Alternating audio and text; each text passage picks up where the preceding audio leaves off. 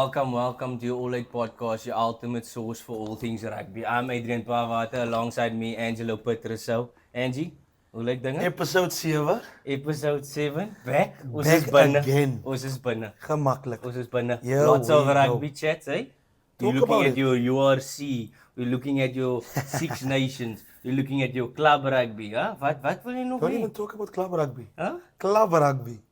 Club Yo, rugby at its what best. a lot of excitement. Club rugby at its best, and then obviously some small teams, or not say small teams in lower leagues, giving these big teams a run for their money, eh? Yeah, definitely. I guess. What do you think? I think it was a good experience. I mean, I was at one of the games, Van der Stel versus Bellville, but we're gonna talk a bit later about that, and then I just think we're blessed to be having this episode 7. Episode 7. And then we're gonna talk a bit more about our ball drive. We have a little bit later in our show. We have a ball drive where we're looking for one ball from each person so that we can donate to schools in less privileged areas Before the rugby season starts. Before the rugby season starts, or any ball for that matter. We just want to share some love with the communities. Definitely. And we want to get children out of crime, and that's the most important thing, and get them onto the fields, get them running, get their minds off things, off circumstances that are not that great, but we're gonna make it great for them. And don't forget, a child in sports is a child out of jail. Of course. And then, Ange, we have our episode 7 guest in the building. It is somebody close to me, family member of me. Yes. Right? Somebody that's coached at the highest level and has played at the highest level. Your thoughts on it? Yeah, what a person. And also coached both of us, eh? Yeah, what a strict one, huh? I like a strict coach, but he learned a lot, eh? Yeah. But we're having him tonight on our set. Yep. It's a privilege, man. It's a privilege. Because time, always busy, not at home, always on the field, always in other countries. Flying high in Dubai. Here we go. Daar's so baie van hulle. Maar verskillende name. Klomp lookalikes. Maar ons het vandaan die een met min woorde wat net lag. Hulle is 13 kinders. 13 kinders. But we have the one, the silent killer. The silent killer. The observer. Hy's maar silent buite. Maar as hy binne die vier hoeke kom. Is dit. Ek het net bly soos 'n ander broerie man. Die Koos. Koula. Ja. Hy's 'n man te veel voor. Ek sweer as hy man op die episode moet kry. Episode 7. Nee, dis 2 ure. 2 ure. Besop vir 2 dae. Guys, we welcome you, Coach Jerome Paarwater. Here we go. Welcome, Uncle Jerome. Yeah, thanks for the invite. It's good to be here. It's always good to talk rugby. Yes, definitely. We honored to have you on our podcast, and this is one of my first family members on. So we're looking for more, and hopefully we're gonna have some of Montiki's mense. So net die verkoos op die seet kry. Hy is belangrik om daarop. Verkoos op kry. Do you have enough shows or podcasts for all the family members? Firstly, we would like to ask you, so who is Jerome Paarwater, and tell us a bit about your childhood, your family. Yeah, look, I grew up in Bellville South, as you mentioned earlier on. Big family, 13 children, 6 brothers, 7 sisters. So it's quite a big family. But I must say, it's actually nice to have a big family like that.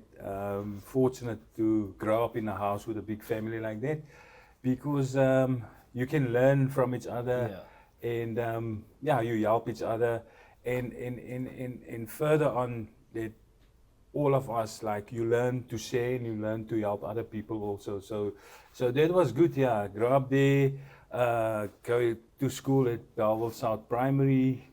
And then left Bellville South Primary to Bellville South High. So everything was like 2 minutes from our house. Yeah. And it was quite nice. So wake up late to go to school, like it's 5 minutes, then you're at school. Yeah, so that, and then obviously rugby is a big part of my family and your family. It's there's nothing else you can do. You must play rugby, and that's how it is. Like if you look at everybody, all the brothers playing rugby, so you have no choice but to play rugby. So, and you were told like there's nothing. Yeah, you can do your athletics, you can do your tennis or whatever, but that's like social. Yeah, The main thing is the rugby. So yeah, fortunate to grow up in Bellville South, and I must say, I had a great childhood, and what we did in Bellville South back then, you can walk, you can play in the street, you walk to the rugby field, you walk everywhere, everybody knows everyone, and yeah, it's like when I started to play for Western Province later on, like when the media were always asking you like where you grew up and whatever, I think they were disappointed at one stage because I didn't give them stories. I wasn't in a gang. Yeah. I didn't smoke weed or dacha or whatever. Because that's what they normally think. That's a good story for them. And I told the guy when he asked me, I said, no, Bellville South was one of the best places to grow up. And everybody had their own things to do. And we knew each other, know each other and stuff. So I'm not going to give you that story. Like, I didn't do anything wrong in my life, and I was happy to grow up in Bellville South and glad to be associated with Bellville South. And yeah, so that's basically me in Bellville South, and later on play for the club also. So I basically did everything in Bellville South. So Coach Jerome, what sparked your love for rugby as a young boy from Bellville at a young age? Yeah, look, it's obviously like growing up on the rugby field, watching my brothers playing rugby, watching with my dad in the mornings, wake up when New Zealand played 4 o'clock in the morning, drinking coffee with my dad as a 4 or 5-year-old. All the brothers sitting watching TV back then, that big TV, that fat screens, not the flat screen. All of us try to watch the game on the TV. So yeah, and then like I say, watching my brothers playing for the club, playing provincial, playing international rugby, my brothers, and I had no choice but to do it, and also like your father, Melvin. So we all went the same way, and yeah, so that's basically what we've done, and there's like learn a lot from them. There's no other way but to be successful in the game. And then what led Uncle Jerome to coaching? Because I know Uncle Jerome played for a while rugby, so what led you to coaching? Was it anything particular in terms of injuries, for example, or did you just call it on rugby and just decided you wanted to give back to the game? No, I never thought that I'm going to be a coach one day, but after playing here for Western Province 5 years in the Currie Cup, and back then I was one of the youngest guys playing in the Currie Cup for Western Province. And then at 27, 28, the media start to write that I'm old. Why am I still playing? At that age, I'm 27 now. 42 playing rugby. So yeah, because I've played with a lot of older guys like Karel Du Plessis, De Villiers Visser, all that guys. They were like that time they were 8 years older than me. I was one of the youngest in the team playing Currie Cup, and to achieve that back then was also a big thing because back then normally it was backs that they selected to play, and I think I was the first player of color to play in the forwards in the Currie Cup back then.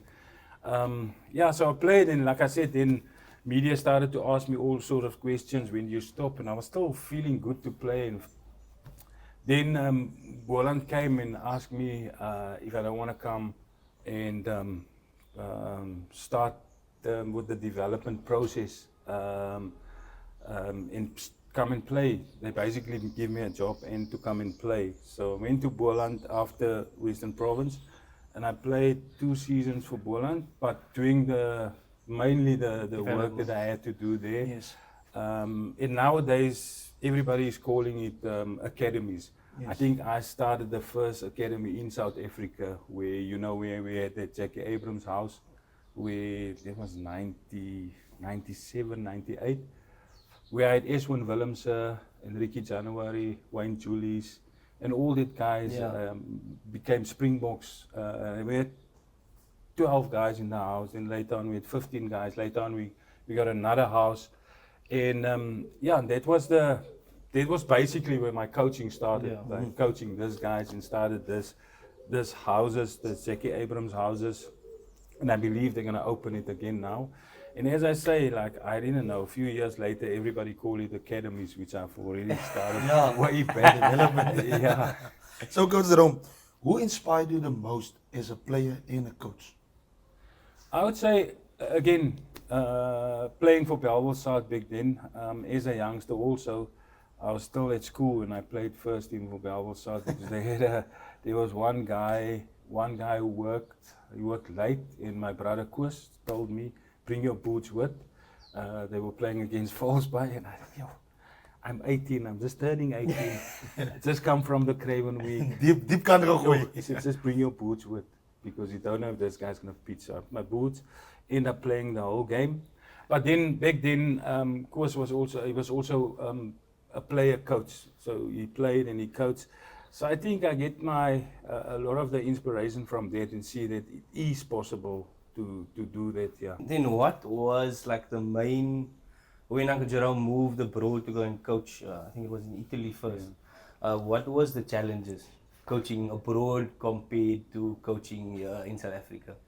Yeah, firstly, where the coaching actually started also in Italy, and played 2 seasons for Poland, and then I got an offer to go overseas to go play in Italy, and then I was gonna go for 1 season to Italy, and then end up 2 seasons, and then they want me to the next season. I said no, it's time to call it now. So then I went to help a club in Italy. I played in a club called Piacenza, and I went to go Viadana. There was one guy who played with me, and every evening, because we were professional, so we trained during the day, so every evening I went with him to his club and go help them there, especially the forwards, go help them there. And they end up getting promoted to the first division of the Italian Championship. And I came back, and then I coached at Poland. I was 99, I was head coach of Poland. So my coaching actually started in Italy, real coaching, like went to this club and helped them to get into the Super A series, Serie A, sorry, back then. And so then came to Poland again to start to work. And then Nick Mallet left because he was the coach at Poland, so he left. And then Mike Bailey took over as coach, and then I was his assistant coach. That was 99. I was his assistant coach when I came back. So ever since then, I haven't looked back. And then after a year, the CEO of the club of Viadana, who I went to help, came, and he said, look, they want to go take it a step further because I helped them. Don't I want to come back to them? So I had to go to Poland and say, listen, I had to resign because I've got this offer now, which I can't refuse, which I, and part of the challenges back then was luckily, like I went to go play there so I could talk. Yes. It took like a few months, almost a year for me to understand and to talk. So then I started to speak Italian, and so it was easy when I went back to go coach. You could understand. So so then I coached the club, and we got promoted to play in the Heineken Cup 2000, and they had 2000 played in the Heineken Cup, and then Western Province called me back then. The late President Koos Basson and Rob Wagner, CEO, called me. Jos Gertsmal was called up with Jake White to the Springboks. And then asked me if I don't want to come back. I was a bit hesitant, but back then, like my son Joel had to start school. They went to school there, speak Italian, him and my daughter. They were like real Italians, speaking Italian. And then my wife said, "Listen, let's use this opportunity and go." I wasn't keen at first because I was helping the Italian forwards a lot back then. Okay. Because I had 6 forwards from my club playing for Italy back then. So John Cohen, the ex-New Zealand player, he was coaching there, and so he was keen on getting me into the system to be sort of his assistant coach, and do the forwards. And at that time, this come, and then my wife said, so I make the sacrifice, and I'm back here again. Get down. When Uncle Jerome came back, that was in which year? That was in 2000. Year 2000. Yeah, so coming back from winter, very serious winter in Italy, back to winter here again. So for that year, I didn't almost see the sun. But it was good to be back here. But wasn't it obviously very different, because obviously there's like extremely cold, and here it's like, you know. Yeah, it was different, yeah, but like, because -10, -5, and then you come here, it's like, it's winter, it's 20 degrees, so it's actually nice. So that's why I don't like wearing shorts at all times. And in Bellville, it was at 45 degrees. So, Coach Jerome, how do you balance winning with nurturing young talent? Yeah, look, it's very important. Actually, a good question. It's like, you have to have that balance, right? So winning actually is like, winning is like, you use a lot of experienced players. You know, coaches like to use a lot of experienced players because that's the guys that they use to basically win the games for them. But I think you have to have that balance, because you have to bring in youngsters with this experienced players that you have. And it worked for me. I was never, even when I coached the Currie Cup now, I basically played with the under-21 side in the Currie Cup with some experienced players. We didn't win a lot of games. We won a few games, but the process, and if you look at the players now playing for the Stormers now, that basically works. So you have to bring them in some stage. So, but not a lot of coaches will do that. Bringing youngsters in with the older guys, they tend to just keep the older guys, and then now the next season the guy always get a contract to go overseas. A few of the older guys, or they get injured, and now you sit with a problem because you didn't bring them in. And then going back, Uncle Jerome said Uncle Jerome started coaching at Stormers, Western Province, year 2000. Yeah. And what year did Uncle Jerome go to the youth development?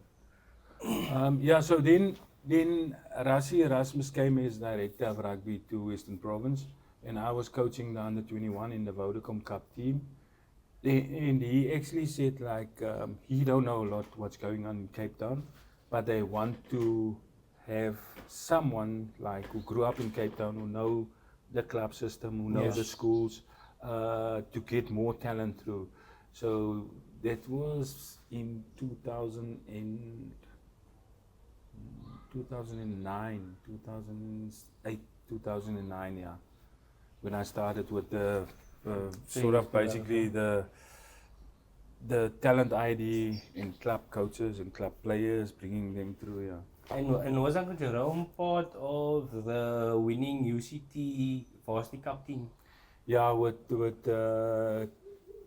Kevin Musica. Yes, the first year when they won it, yeah, I was doing the forwards. Yeah. Okay, and then Uncle Jerome obviously transitioned from UCT to UWC alongside Chester Williams, Lionel Langenhoven, and Paula Conrani. How was that coming back to Bellville?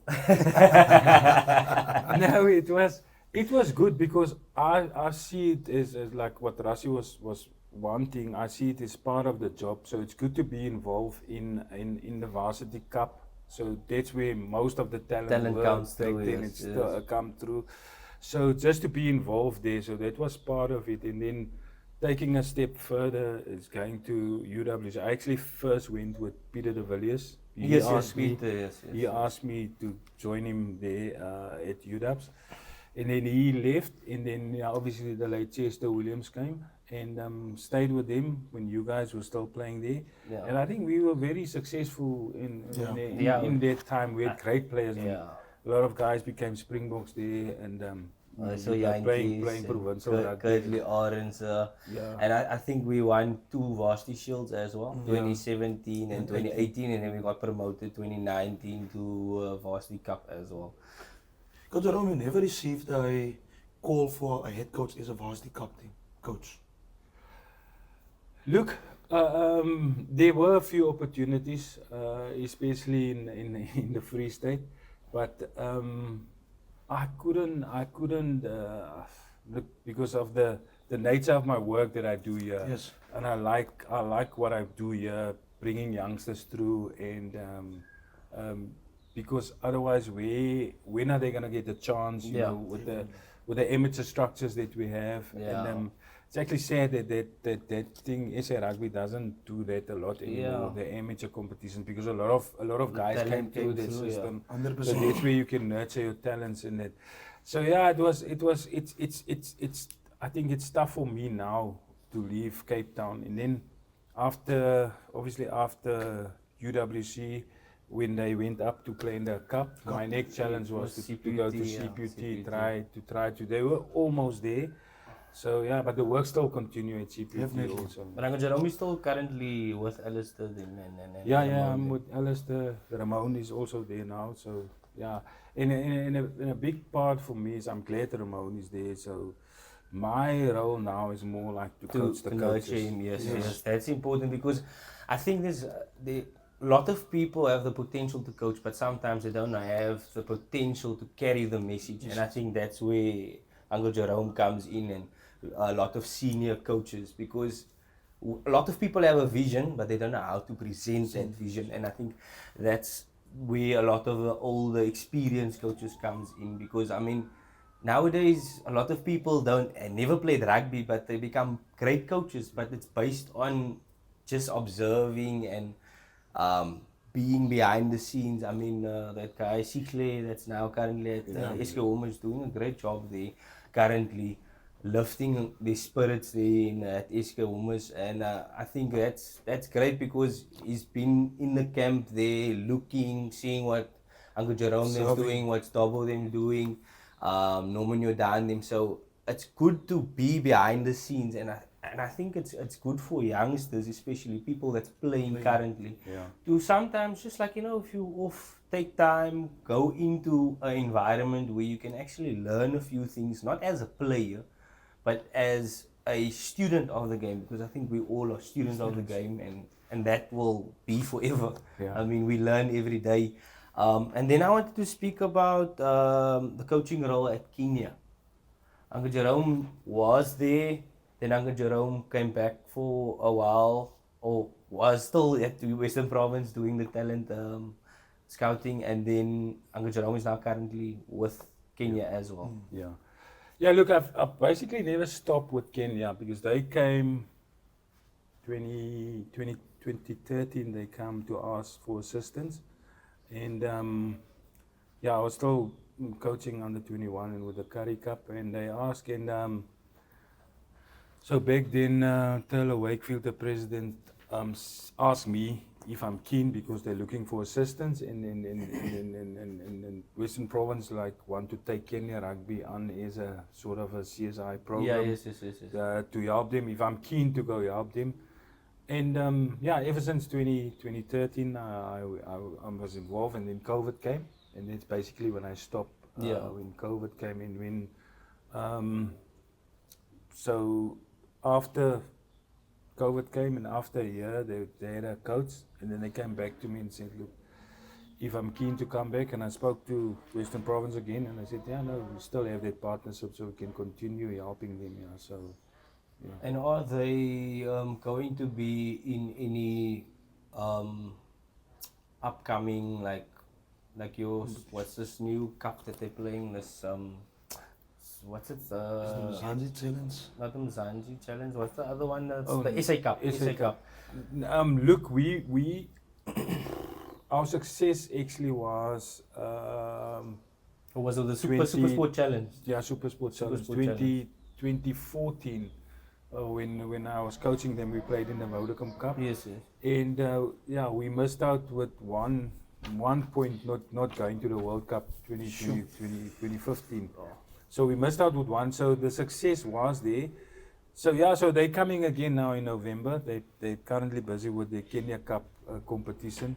So they're coming back in May. Sorry for so we're basically gonna play not in a official, but I've got games lined up against a lot of Currie Cup teams because they're preparing for the Currie Cup. Yes, yes. So yeah, about 6 games that we're gonna play against Currie Cup teams. So to prepare for the Africa Cup is in July. It's in Uganda. Yeah. So yeah, it's important to do well. So if you win the Africa Cup, you automatically qualify for the World Cup. Sure. If you come second, there's a rapid chance. There's still a chance, but it's actually better To win it. win it, To win it, yeah. So, Coach Jerome, what has been the most memorable highlight of your coaching career so far? Yo, there was quite a few. Yeah, I would say like, firstly taking the club in Italy from where they were up to play in the Heineken Cup, and then 2009 coaching the emerging Springboks against the British Nine Lions, and draw at Newlands against them because they were desperate to win because the Boks basically Won the first test, two. So they were in trouble. So they picked a test side against a young emerging side. It was storming at Newlands. So yeah, so that was always one of the highlights. And then obviously win the under-21 competition, win Varsity Cup competitions and stuff. So there's quite a few here. Was Morgan Newman in that emerging? Yeah, side? Morgan Newman was in the emerging team, and Tian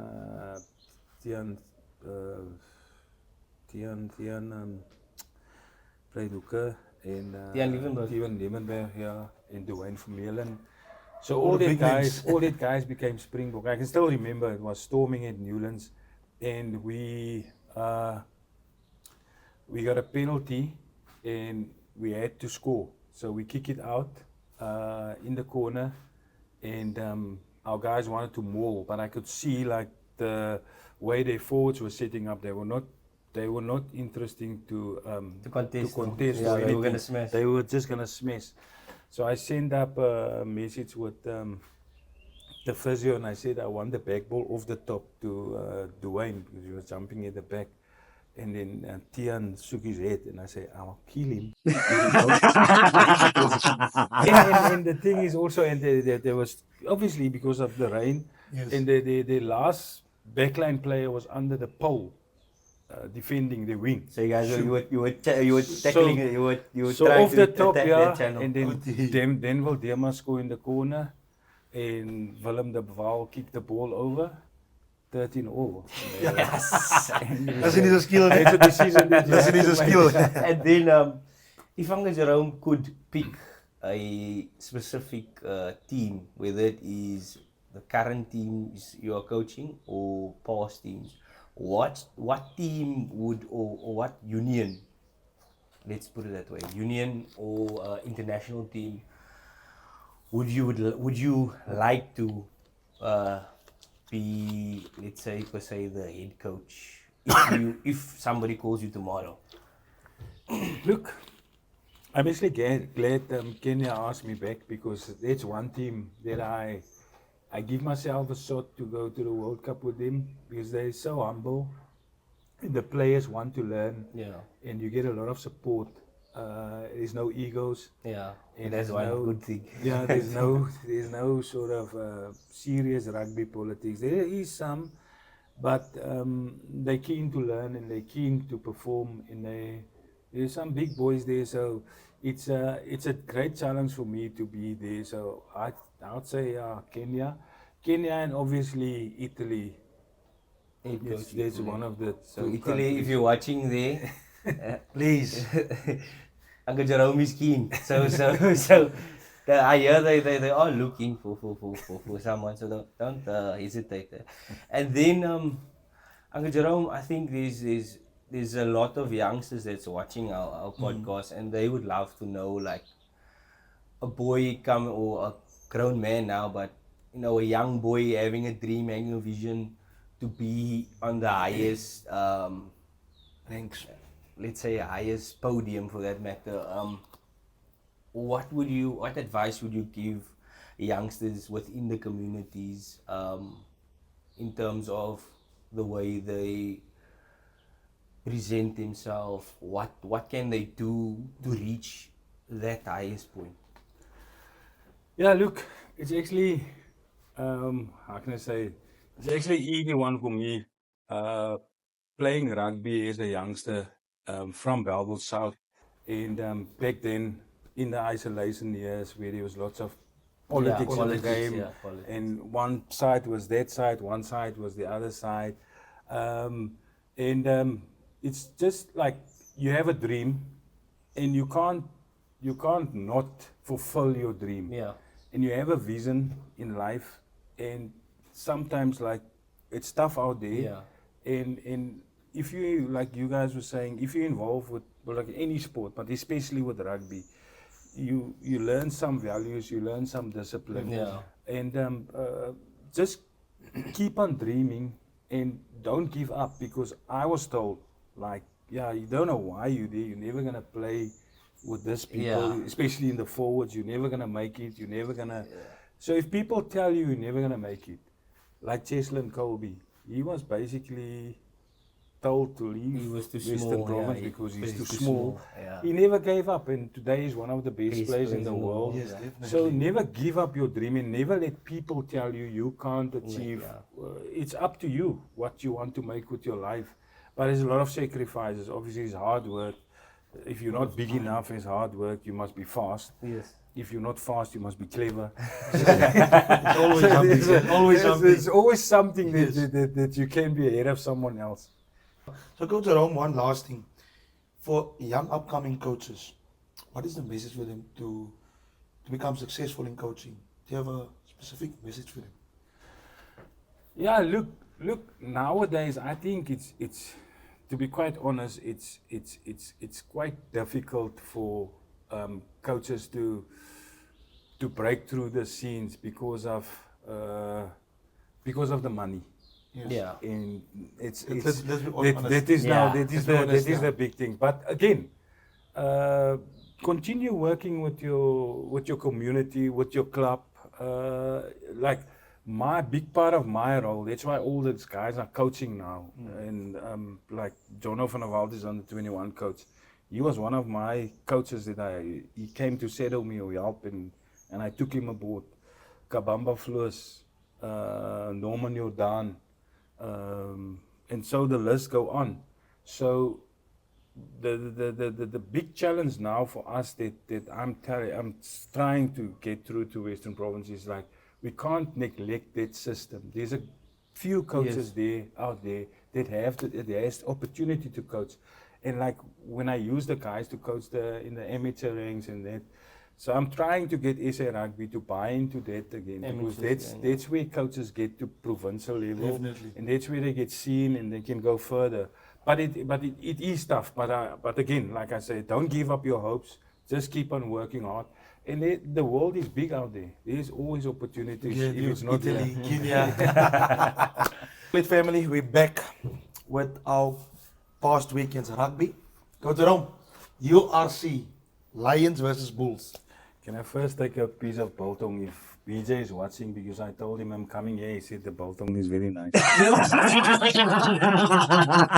Have your biltong, then we go back in it. URC, Bulls versus Lions, 31-19 for the Bulls. Thoughts? Yeah, look, it was the Lions were in the game, but they couldn't get the points. In the Bulls, I mean, whenever they're in the 22, they make sure they can get points and they score. So it was tough, and obviously the Lions coming off the previous week beating the Stormers in Ellis Park. So I think they were still on a high. And the Blue Bulls obviously getting a knock the previous week against the Sharks. And as a coach, if you was the Lions coach at that moment, what was the word halftime for them? What's our coach want to say halftime? Look, I would have told him, listen, don't force the issue of like, just calm down. The points will come, but don't force it. So you can see they were like really desperate, and that's where the mistakes come in. I would just say, calm down, just play your game like you can play. You've got good backs, you've got good forwards. Just relax. That was the results of the Lions and the Bulls, 31-19. And then we have our Six Nations. First up, Wales against Ireland. Wales shocking Ireland almost. I mean, it took the Irish about like 15 minutes to get back into the game. I mean, I thought for a moment I lost my score prediction. Like I lost almost all of them in the Super Rugby.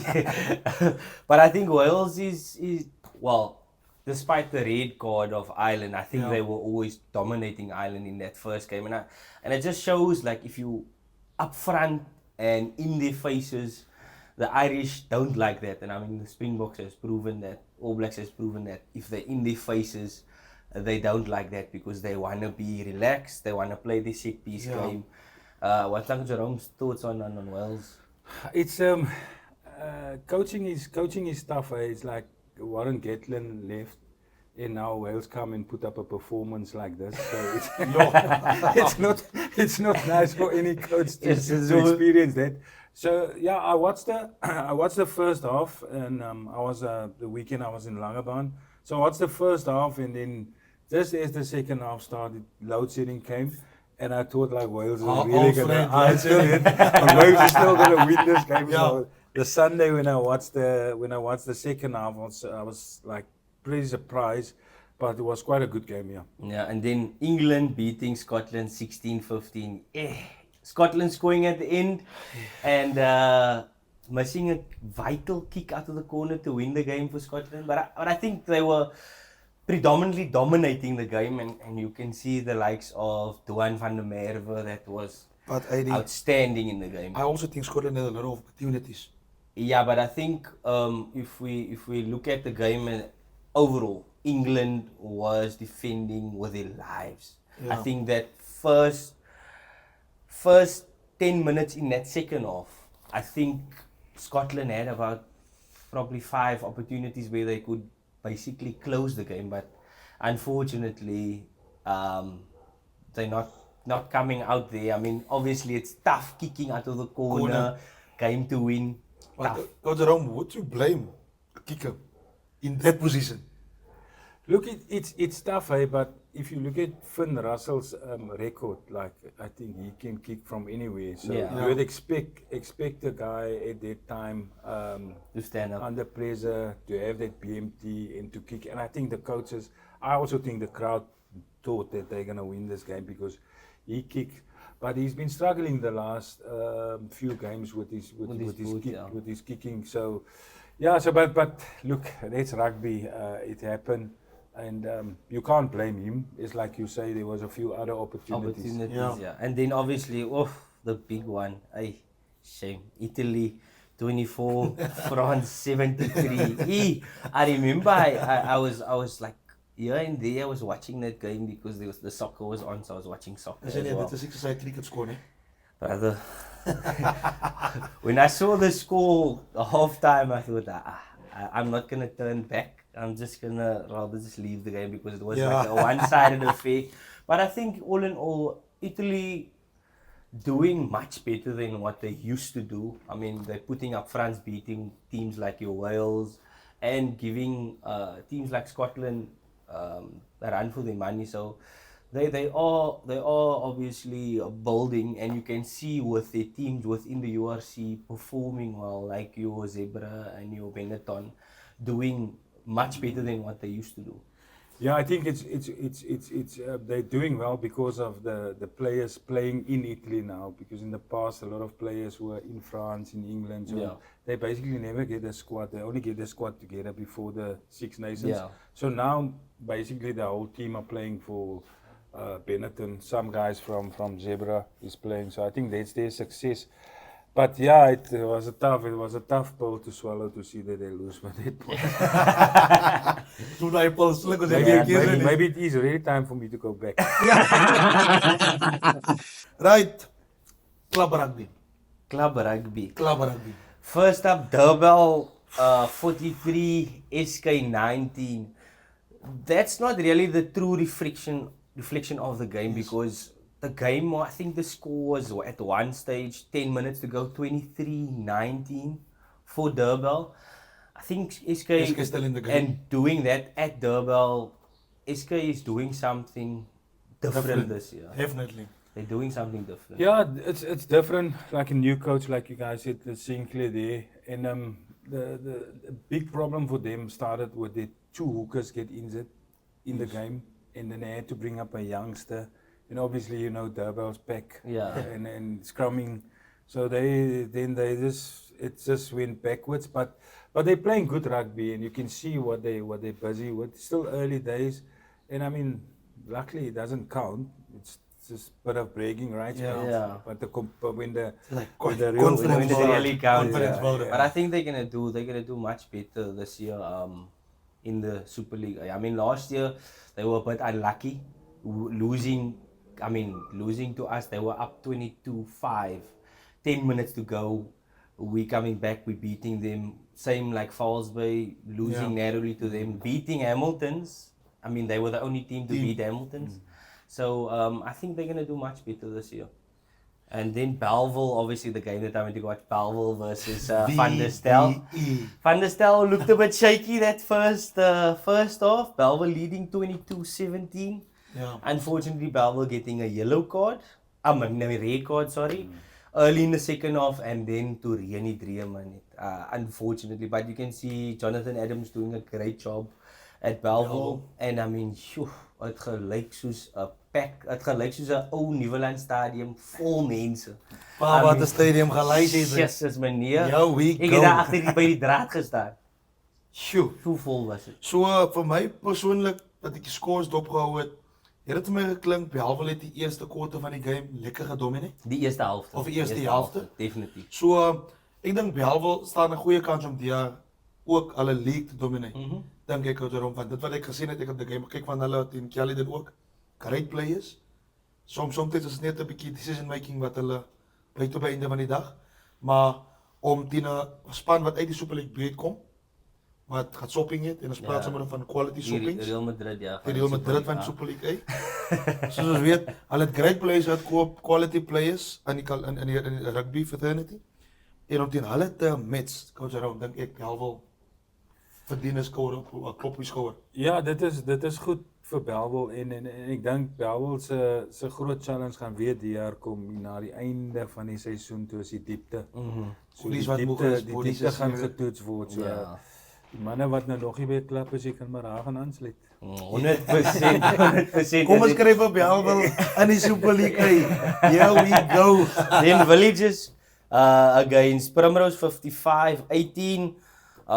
It was more like a chuckers, like Yeah, I so understood. verstaan, And Villages testing out combinations, like they said.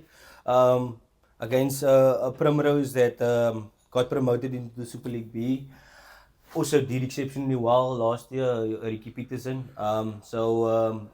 They obviously promoted with your Makassar and Gurut. So I think they're doing something different as well at Primrose. Yeah, I've been there late last year when Ricky asked me to come help and like it's good to see the field are full again and a lot of the old guys are there around the field, Yeah. you know, they talk around the field. So it's good to see that vibe is back there, the club here, and obviously Ricky, experienced coach, is doing well there. Yeah. And then obviously one of the big games also, was your Robert Sit Down versus your Tigerberg at Florida Park. Holland Yes, Champions sis, was in mense. the WP League. Die groete vir Dis jou is sussie. Ek sal nie sê hulle het so sê die Roma loop hulle WP gedomineer. I disagree with it. Jy kan nie in een span van die Super League speel en dan sê jy dominate die WP League. Ons weet hoe gaan dit die Saterdag maar 4. As jy van my kan sê jy dominate vir die volgende 5 weke, jou Derby, jou Unimol, jou Hamiltons, jou Falsby. As jy vir my daai 5 spanne in 5 weke kan dominate, dan gaan ek jou sê iets op. Maar Of miskien moet hulle aan die einde van die jaar hulle kampioenklub teen ons kampioenklub speel en dit sien wie het gedomineer. Ik denk that's Daai something. daai That's sal something werk, good daai sal because werk, daai sal the werk. problem is normally they do it in the beginning of the year, but normally some of the guys are not there. Some guys leave the club, so it's not really a true reflection. So I think we need to look into that maybe. Boland champs versus Western Province champs, end of the year, my yes. Dis nou hier in December, chom. Ja, maar ons moet dit speel op Cape Town Stadium want daar nie plek wie vir mense. Ja, Cape Town Stadium, man, ek weet julle weet. Robertson Town, 1.7 million support. Almal het gesien laas jaar wat gebeur het op Wellington. Ja. Daar was nie plek vir 'n meisie. So wat indirek sê ek vir jou, die Boland se sakke het weer gehang van hy ding. Yes! But then Edge, Collegians 26, Bellville 5. Good, Sure. better result for Bellville. If you look prior games like with your SK, they were like 95-0 against SK. Sure. So much better. I think building the good thing about preseason, you build towards the league. I think some clubs take it so like tough if they lose 5 consecutive games in the preseason, but they don't realize that obviously there's new guys involved, there's new coaches in some clubs, so it's different dynamics, and sometimes people don't click immediately. It's a process, and I mean we saw with our club. Yeah. I mean we probably won one Friendly friendly last year, And and ending up in the semi-final against Durbanville, almost beating Durbanville. Yeah. It speaks volumes. So I mean, it's tough, but In friendlies it's fine, man. In friendlies it's fine. Testing combinations and what. But at the end of the day is how they come back into when the league starts. So vir Bella, het mag dalk 'n slow start wees. Miskien is dit die begin van goeie dinge, coach. Mense weet nooit. Van dis net friendlies. As jy kyk, hulle staan elke week of verloor af. So kan dit 'n goeie ding wees of 'n slegte ding? Yeah, it mustn't be like losing become a habit. yes. Big problem. And then Westbank in Hamlets, 20 Westbank Hamlets 22. Kom ek vraag of jy waar hulle gespeel? In die Mammary. In die Mamasbury so. Gooi die mamas by. Nee, dan is dit nog fyn. Ek weet wat gaan met Westbank aan of tensy hulle key players beter is. Nee, it was a fair contest. Fair contest. Ja, like in my klas gesien nie meneer ons het hulle gewen. Ja. Hy het gesê nie meneer ons het hulle gewen. Hy het julle dit Westbank? And then obviously Watsonia, the PSG of club rugby in Western Province. So hard praat jy hulle koop sommer jou. 34-12 against Gardens. They obviously went to shop this year. Have a few Super League Super League A players like your Quite a Clayton few. Daniels and A lot. of St. A lot of George's players. players. They're not too happy about that, but we're not going to talk much about that. Their business. And then obviously Super Rugby Chiefs beating the Crusaders convincingly 49-24. Ja, but that was easy. That was an easy one, coach. Ja, nou, That was an easy one. Then Moana Pacifica 36, Reds 56. Australian teams coming through. So what thoughts on the Australian teams? Because back then, hulle was slaansak in die kompetisie. Wat nou perform hulle. Yeah. They're getting back to look when I started with back then with Super 12. They were dominating the Super Rugby back then, the Brumbies. Sterling Mortlock all the then, guys, George they Cregan were then. running. Go to and Super they- 14, they and start struggling. Then they start to struggle. So it's actually good to see they're back now. And I think New Zealand, they're glad they're back because they need some It's upping their some game some as well. competition. And then obviously Fiji Droa 34, Hurricanes 38. It's also Tight game. game. Fiji Droa, I think with the problem with Moana Pacifica and Fiji Droa, they have so much talent, but they're lacking that I think team Droa effort. and they was too over eager Yeah. at certain points. Yeah, but they were dominating. Yeah. I mean, the Fijians, yes, they massive guys. and And then Highlanders in the Blues, also a tight one. My 29 money was in the Blues. Yeah, mine also. I mean, my predictions was heeltemal verkeerd. Yeah. 29-21, and then obviously the force shocking. The Brumbies 42-45. I mean, yes. See, goes for instance the Western Force. Back then, if you play the Western Force, it's 5 points for you. Yeah, no. Poef But sak, now- that was poef sak, it's yeah. points. It's not an easy game No, anymore. not- yeah. I think the quality players that they are bringing in as well, and the development within the union itself, it's growing. I mean, and they also trying to get obviously a lot of South Africans going over. You're gonna see in a few years' time, maybe another 2 years' time, you're gonna see a lot of South Africans playing for them because a lot of them who immigrated to Perth, they're there and they went school there. So I think they're busy with something there. Yeah, we go. Okay, clear meneer. Right then, back to our foundation of Springboks, Varsity Cup. If you look at this weekend's results, obviously, or the Monday's results, Marty's narrow biter, your UCT losing to your CUT, Tuks back and with a bang, 2 out of 2 against UJ as well. So they Varsity Cup is obviously where your future lies. Listen, is it fine to say there's a different generation in the Varsity Cup now? Because back then it was with Duncan Sal, it was Etwell, it was them, it was that. But now it's a lot of new guys on the block.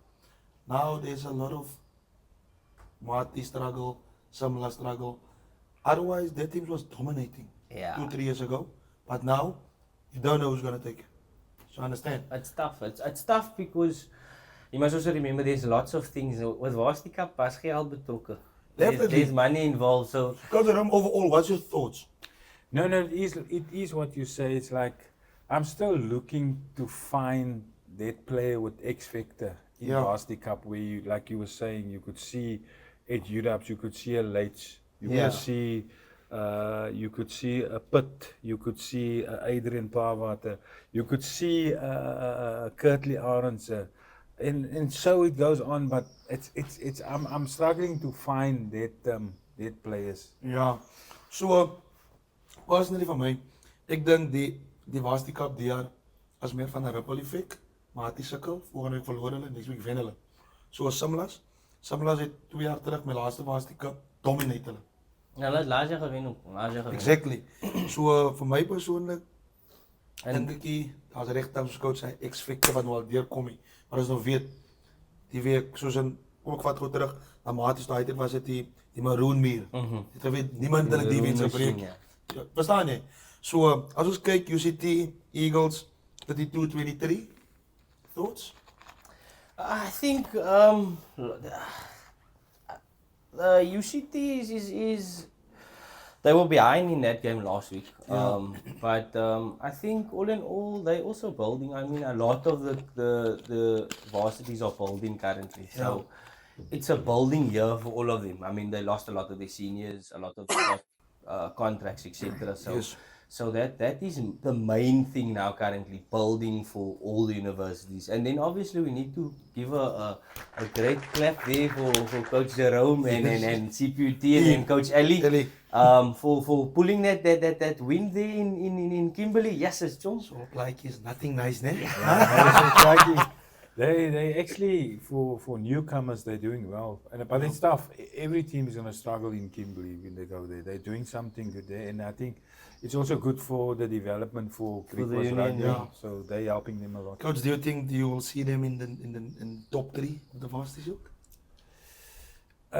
It's gonna look. They still have a few tough games to come. Yeah. So it's gonna be tough. So, but they might surprise a few. Their thing is when they play away from home. Yeah, the crowd is at home, yeah. So the crowd keep them in. Coach Jerome, from our side, we just like to thank you for taking time out of your busy schedule, and we would like to thank your wife for giving you to us for this hour and a bit. So we just like to thank you from the bottom of our hearts, from the All Eight family, hearing your story, inspiring the youth, definitely going to inspire the youth. And I think we're going to get another Jerome from your Bellville coming up player and then coach, and also making moves in the rugby fraternity. From our side, we just like to thank you, and in the same breath, we would like to also thank our sponsors, our FLM attorneys, who's always behind us. So if you need a lawyer, say Vit om Vit te bel, nee? And then obviously SSA Custom Designs for our water. Hulle sê is Woordswater. Talk about it. Talk about it. And then obviously big ups to Radio Eerste. We were on there on Monday and it was really an honor and a privilege being with our local people. Let's say local is lekker. Angelo Brizzy. So yeah, big ups to them. Please follow them on all social media platforms, your TikTok, your Facebook, your Instagram. Please share, sponsor. I mean, local is lekker and that's what we stand for. All sponsoring. And then obviously, and we would like to thank the people. Yeah, before we thank the people, would you mind giving more info about our Oh yes, ball? if, with sorry, thank you for actually reminding me. That's why I'm alive. With regards to our ball drive, so we would like to challenge you guys. If it's just one rugby ball that you can bring, or Or a any netball ball or any soccer ball. for that matter, that we would like to go into the communities, pick a few schools for our first drive, and then we will take the balls to that specific schools. And if there are schools, please comment in the comment section. Comment on your Instagram, comment on Facebook, comment on TikToks. We will try to get that balls to you as soon as possible. But first, we need to obviously bring some balls so that we can put a smile on youngsters' faces, because I mean, at the end of the day, that's our goal. Our goal is to get our youth smiling. And obviously, if they smiling, gaan ons wel jaar in die school, ne? Want dan gaan hulle obviously focus. Hulle gaan luister, want ja, hulle luister nie meer nie. Yes. Right. And all 8 viewers and family, we just want to thank you for subscribing, liking, sharing. Don't forget, Adrian, hulle moet net een ding doen. Of is het 1? Nee, is 3. Is het 3? Is 3. Julle moet net vir ons like, Share. Subscribe. Here we go. like, Share. Subscribe. Here we go. like, Share. Subscribe. Here we go.